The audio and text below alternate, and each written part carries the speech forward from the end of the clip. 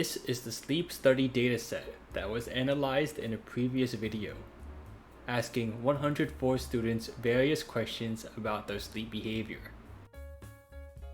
For today's analysis, students who answered NA to any of the questions are cleaned out from the data.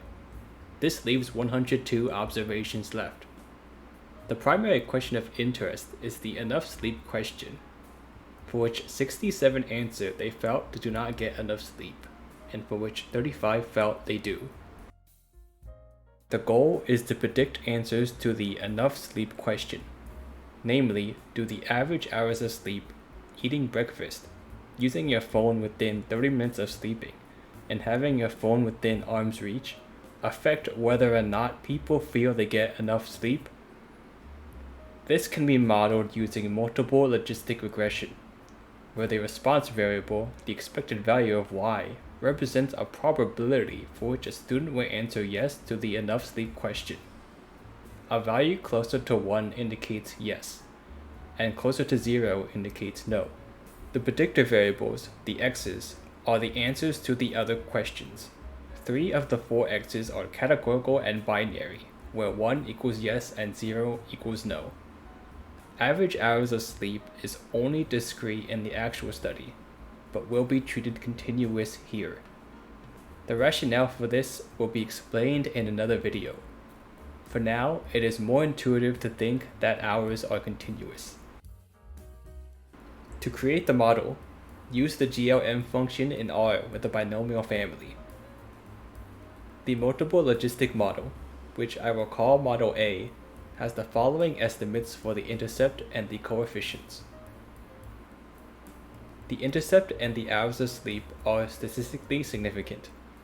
This makes intuitive sense because those who sleep less probably feel that they do not get enough sleep. On the other hand, the model may be oversaturated. That is, there may be x's that are not linked to enough sleep. For example, phone reach has a p-value of 1, which indicates a relationship does not exist. Therefore, I will create a model B as a simple logistic model, with only hours of sleep as its predictor.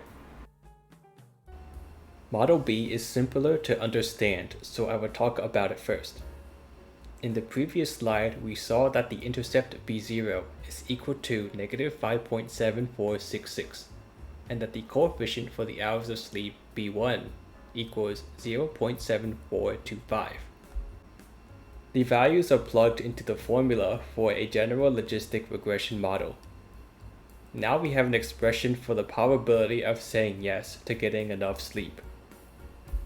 For example, the first student averages 8 hours a night. Plugging that into our formula, we get a probability of about 55% that the student will say yes. Plugging in all students' hours of sleep, probabilities range from 0.014 to 0.842. The values are closer to 0 than to 1 because most people answered no to getting enough sleep in the survey, and the model reflects that. Here is a graph of Model B's curve with the probability of saying yes in the y-axis. It appears the cutoff for saying a yes to getting enough sleep is 7 hours and 47 minutes. Because the model predicts those who average 7 hours and 46 minutes or less are more likely to say no. For Model A, here are the intercept and coefficient values for the different predictors. The logistic regression formula is modified to accommodate for any number of x's and coefficients, utilizing matrix notation. In this case, it is only needed to go up to 4. Again, taking the first student who averaged 8 hours a night and said yes to the remaining binary categories, those responses go into the X matrix, and the coefficients go into the B matrix. Then, matrix multiplication is performed with X transpose times B, which returns a single 1-by-1 number. It is plugged into the formula to get about 55% for the probability.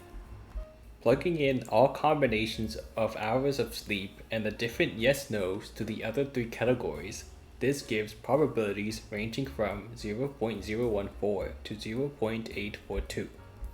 A true plot of this model exists in 5 dimensions, so it is not possible to display. However, we can draw curves by varying one variable and keeping the others constant. In this graph, the hours of sleep are allowed to vary, while the categorical variables are not. The dark green curve represents the probability function when the categorical variables are all equal to 0 or no. The light green curve represents the probability when they are all equal to 1 or yes. Here is a graph showing all 3 curves. Model B's blue curve, the simple logistic model, is very close in probability to Model A's curve when all binary responses are answered yes. Model A's no curve in dark green appears to have the highest probability for all varying hours of sleep. It is always important to measure performance of competing models. AIC is one metric to do so, where Model B has the lower value which indicates a better fit. The deviance goodness of fit test can gauge whether or not a logistic model is even appropriate, functioning like the F-test for linear regression models. The null hypothesis says a logistic model may be used. The alternative hypothesis says it may not. The residual deviance provided by the GLM function is the likelihood ratio test statistic called the deviance, which is compared to the chi-square critical value for the test.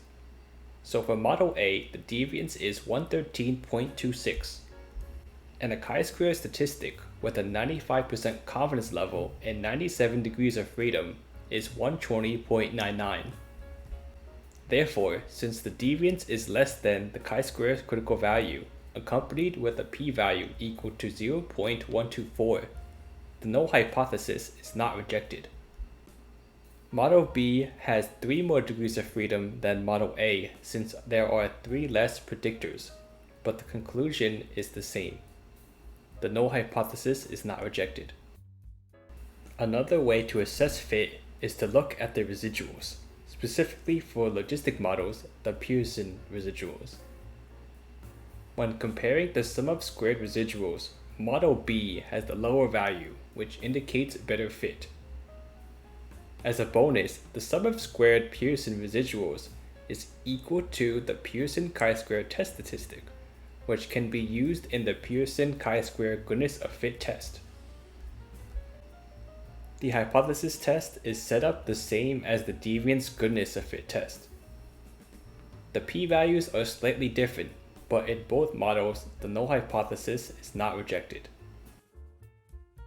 A practical way to assess fit is to use prediction accuracy, that is, calculating the probabilities for the enough sleep question. And if a probability is 0.5 or greater, the model predicts yes. If the probability is less than 0.5, the model will predict no.